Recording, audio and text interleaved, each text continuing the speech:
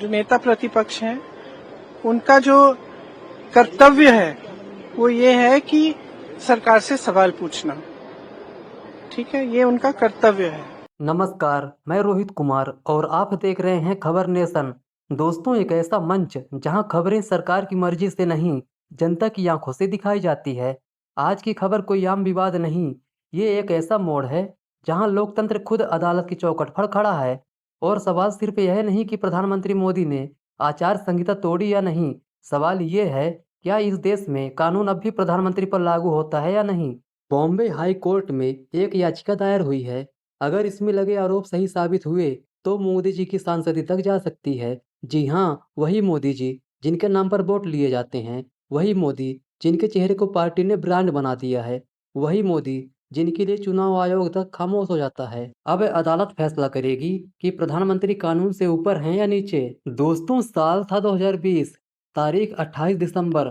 महाराष्ट्र के सांगोला में ग्राम पंचायत चुनाव चल रहे थे। चुनाव आचार संहिता लागू थी, यानी सरकार कोई नई घोषणा नहीं कर सकती, न कोई प्रचार कार्यक्रम हो सकता है। लेकिन उसी दिन प्रधानमंत्री नरेंद्र मोदी 2 केंद्रीय मंत्रियों के साथ पहुंचे और 100वीं किसान रेल को हरी झंडी दिखाई, वो भी पूरे देश में लाइव टेलीकास्ट के साथ। क्या चुनाव आयोग से इसकी अनुमति ली गई थी? नहीं। क्या आयोग ने बाद में कार्यवाही की? नहीं।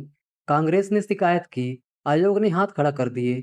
अब वही मामला कोर्ट में पहुंचा है, दस्तावेजों, सबूतों और वीडियो फुटेज के साथ में। क्या आपको याद है 1975 जब इलाहाबाद हाई कोर्ट ने इंदिरा गांधी की लोकसभा सदस्यता रद्द कर दी थी, सिर्फ इसलिए कि उन्होंने सरकारी साधनों का दुरुपयोग किया था। और आज का भारत, यहाँ प्रधानमंत्री मंच से खुलेआम कह सकते हैं मंगलसूत्र छीन लिया जाएगा और चुनाव आयोग सिर्फ मुस्कुराकर बैठा रहता है। हमारी माताओं बहनों के पास सोना होता है। ये सोना अवसरों पर सिर्फ शरीर पर पहन करके प्रभाव पैदा करने के लिए नहीं होता है। हमारे देश में माताओं बहनों के पास जो सोना होता है, कितना ही कम क्यों न हो, वो स्त्री धन होता है, पवित्र माना जाता है, कानून भी उसकी रक्षा करता है।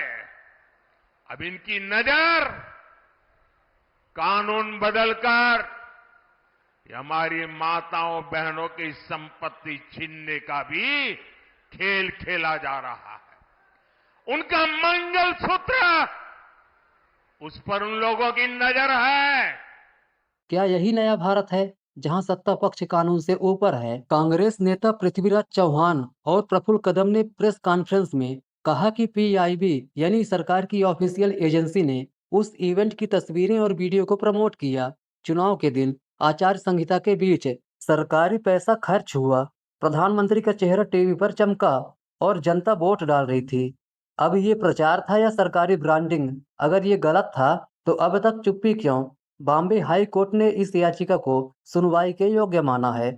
मतलब मामला गंभीर है। अदालत अब सवाल पूछेगी और सरकार को जवाब देना होगा। सरकार की बेचैनी अब कैमरे की फ्लैश में दिखने लगी है। सरकार के वकील पसीना पोंछ रहे हैं और संघ के गलियारों में फुसुर फुसुर शुरू हो चुकी है।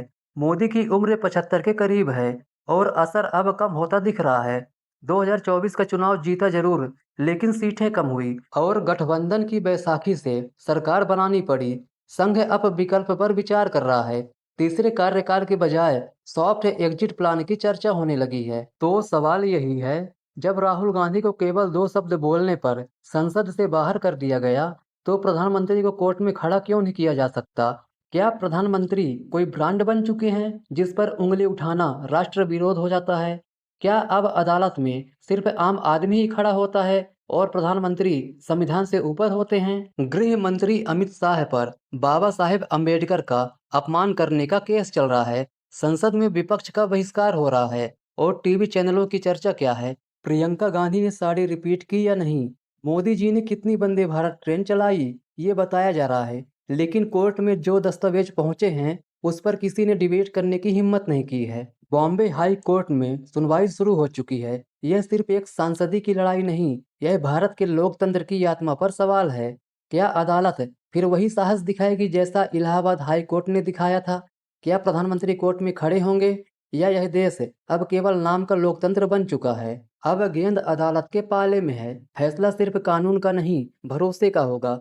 अगर प्रधानमंत्री दोषी नहीं हैं, तो उन्हें डर किस बात का? और अगर हैं, तो उन्हें सजा क्यों नहीं? आपकी राय क्या है? क्या कानून सब पर एक जैसा लागू होना चाहिए? कमेंट करें, इस वीडियो को शेयर करें ताकि ये सवाल हर गली, हर मोहल्ले तक पहुंचे। और हाँ, अगर आपने अब तक चैनल को सब्सक्राइब नहीं किया, तो आज ही खबर नेशन की चैनल से जुड़िए, क्योंकि यहाँ सवाल पूछना बंद नहीं होता।